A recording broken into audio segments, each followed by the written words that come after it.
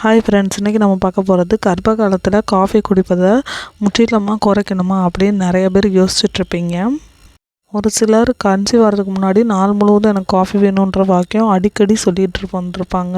ஆனால் கைனகாலஜிஸ்ட்டில் என்ன சொல்கிறாங்கன்னா, ஒரு நாளைக்கு 200 மில்லிகிராமுக்கு மேலே காஃபி குடிக்கக்கூடாது. ஒரு நாளைக்கு 1 முதல் 2 காஃபி வரைக்கும் இருக்கலாம், ஆனால் அதுக்கு மேலே குடிக்கக்கூடாது.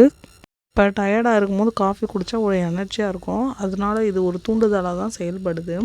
உங்களோட மூளையோட செயல்பாட்டையும் உங்களோட நரம்பு மண்டலத்தையும் தூண்டுறதுக்கு ஒரு ஹெல்ப்ஃபுல்லாக இருக்குது காஃபியில் இருக்கக்கூடிய காஃபின்ற பொருள் அதிக உணர்திறன் கொண்டது. இது ரத்த ஓட்டத்தில் நீண்ட காலம் தங்கியிருக்கும். அதிகப்படியான காஃபி குடிக்கிறதுனால குழந்தையோட வளர்ச்சியை இது தடுக்கும். குழந்தைகளுக்கு நரம்பு பிரச்சனையெல்லாம் ஏற்படுத்தி விட்டுரும். கன்சீவாக இருக்கும்போது அதிகப்படியான காஃபி எடுக்கிறதுனால உங்களுக்கு கருச்சிதைவு, அது மாதிரி குழந்த பிறந்து இறக்கலாம். குழந்தையோட வெயிட் ரொம்ப கம்மியாக இருக்கலாம். நீங்கள் கர்ப்ப காலத்தில் அதிகமாக டீயோ காஃபியோ எடுக்கும்போது உங்களோட தூக்க பிரச்சனையை ஏற்படுத்தும். அது மட்டும் இல்லாமல் உங்களுக்கு மனநிலையில் மாற்றமும் அதிக உயர் ரத்த அழுத்தமும் கொடுக்கறது கூட வாய்ப்பு இருக்குது.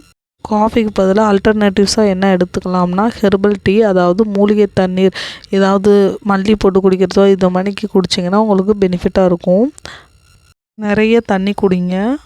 அது மணிக்கு பால் கூட எடுத்துக்கலாம். காஃபி போடாமல் பால் குடிக்கிறது ரொம்ப நல்லது. காஃபி காஃபி பவுடரில் மட்டும் இல்லாமல் உங்களோட எனர்ஜி ட்ரிங்க்ஸ், அது மாதிரி சாஃப்ட் ட்ரிங்க்ஸ்லாம் சொல்கிறாங்க பார்த்திங்களா, அந்த ட்ரிங்க்ஸ்லாம் இருக்கலாம் அதிகமாக. அது மாதிரி செர்டைன் மெடிசன், அதாவது ஒவ்வொரு விதமான மருந்துகள்லேயும் கூட இந்த இது இருக்கலாம். டார்க் சாக்லேட்லேயும் காஃபின்னு அதிகமாக யூஸ் பண்ணுவாங்க. அதையும் சாப்பிட்றத குறைச்சிக்கணும். நீங்கள் ப்ரெக்னன்சியில் இருக்கிறதுனால நீங்கள் சாப்பிடக்கூடிய உணவுகளில் ரொம்ப கவனம் தேவை. முடிஞ்ச அளவுக்கு அவுட் சைட் ஃபுட்டை அவாய்ட் பண்ணணும். காஃபியை முடிஞ்ச அளவுக்கு ஒரு நாளைக்கு 1 அப்படின்ற விதத்தில் எடுத்துக்கலாம். அதாவது 200 மில்லிகிராம் காஃபி அளவு எடுக்கிறது ரொம்ப நல்லது. உங்களுக்கு இது அபார்ஷன் ஆகிறது கூட வாய்ப்பு இருக்குது. அதனால் காஃபின்னு அளவாக குடிங்க. அது மாதிரி டெய்லி நிறைய தண்ணி குடிக்கணும். அப்போ தான் உங்களோட அம்யூனிட்டிக் திறமும் கரெக்டான லெவலில் இருந்து குழந்தைக்கு நல்ல சத்தான பொருள் சேரும். காஃபிக்கு பதிலாக ஏதாவது குடிக்கணும்னா பழங்கள் அதிகமாக எடுத்துக்கலாம். சோம்பு தண்ணீர் குடிக்கலாம். இது உங்கள் குழந்தைக்கும் நல்லது, உங்களோட செரிமான பிரச்சனைக்கும் நல்லது. கீரைகள் அதிகமாக எடுத்துக்கோங்க.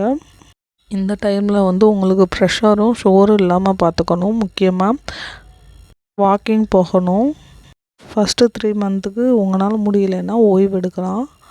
அப்புறம் கொஞ்சம் கொஞ்சமாக குறையும் போது நமக்கு வாக்கிங் கண்டிப்பாக 1/2 hour போகும்போது உங்களுக்கு சுகப்பிரசவம் ஆகிறதுக்கு வாய்ப்புகள் அதிகமாக இருக்குது.